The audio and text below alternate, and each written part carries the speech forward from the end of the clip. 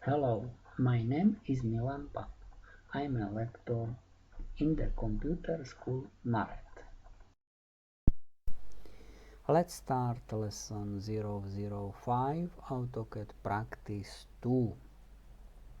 Switch to AutoCAD. Example 2.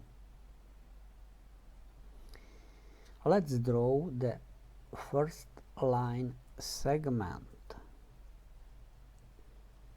First, we choose command line.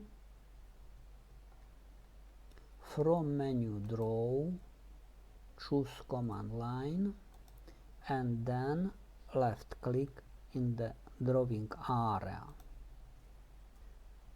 This is first point.